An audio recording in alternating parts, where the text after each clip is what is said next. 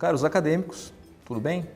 Aqui é o professor Leonardo falando e nós vamos continuar com o nosso processo de testes para convergência ou divergência de sequências. O nosso teste de hoje, que vai ser observado, é o famoso teste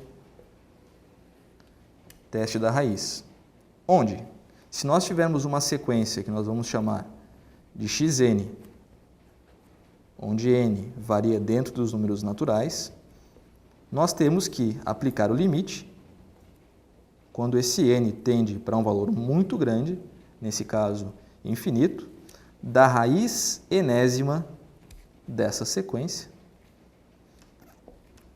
tendo como resultado p. Né? É por esse fato que esse teste ele é chamado de teste da raiz, porque nós pegamos a sequência numérica e fazemos a raiz enésima dela, para verificar o que acontece com esse valor p. De forma específica, se esse p ele for um valor que seja menor que 1, nós temos que a nossa sequência converge. Se esse p for um valor maior que 1,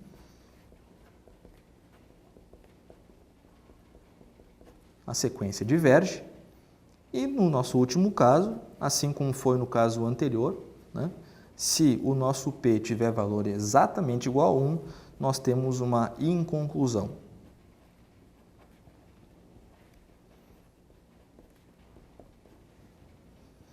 O próximo passo agora é tentar verificar um exemplo para que vocês consigam entender melhor como que esse processo ocorre. Vamos a ele.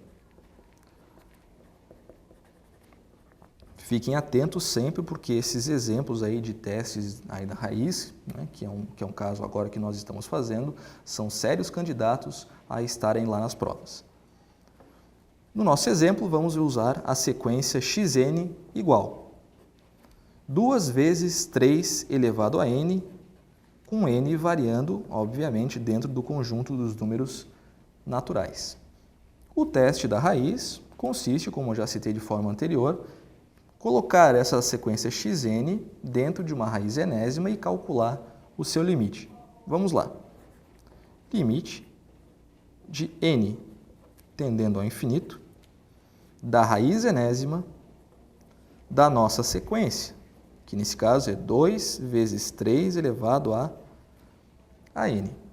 Obviamente agora nós vamos usar alguns artifícios matemáticos e intencionais para que o nosso cálculo fique mais simples.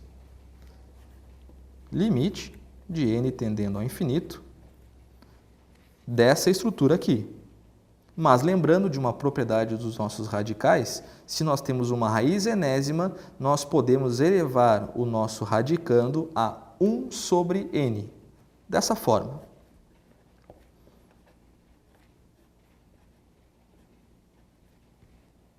Ok, pessoal?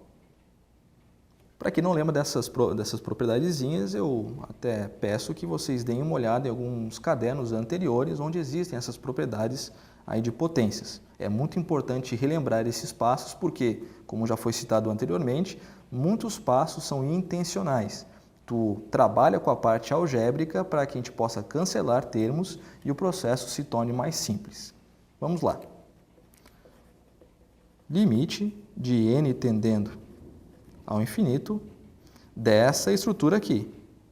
Todos nós sabemos que se nós temos um valor que está elevado a um expoente, os dois termos podem ser elevados a esse expoente.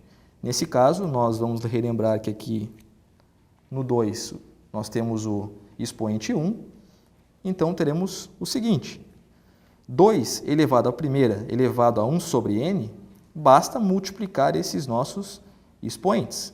Então fica 1 vezes 1 sobre n, que é 1 sobre n, multiplicado por 3 elevado a n vezes 1 sobre n, que todo mundo sabe, se eu pego n vezes 1 é n, então fica n sobre n. Isso vai ser igual ao limite de n quando vai para o infinito, de 2 elevado a 1 sobre n, vezes 3 elevado à primeira potência. Por quê? Todos nós sabemos que dois números de mesmo valor sendo divididos, o resultado se torna igual a 1. Finalizando, limite de n tendendo ao infinito, 3 elevado à primeira potência é 3, e 2 elevado a 1 sobre n é o próprio 2 elevado a 1 sobre n. Organizando aqui os termos para ficar um pouco mais simples para perceber, trazemos o 3 para frente, dessa forma aqui, porque todos nós sabemos que a nossa multiplicação é comutativa, não importa a ordem, né? Bom, vejamos.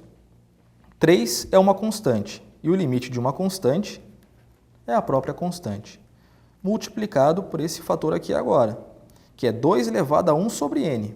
Mas imagine agora vocês que esse n é um valor demasiadamente grande. E quando eu pego o número 1 e divido ele para um número muito grande, o limite disso é o número 0. Então, nós podemos afirmar que 1 dividido por n, quando n vai para o infinito, o resultado é 0. E 2 elevado a 0, todos nós sabemos que qualquer número, quando tem o expoente 0, o resultado é 1. 3 vezes 1, 3. Então, esse é o nosso valor de P. Basta agora nós verificarmos, pelos valores de P citados anteriormente, em qual caso que essa resposta se encaixa. Obviamente, 3 é maior que 1, o que nos constata que essa sequência ela diverge.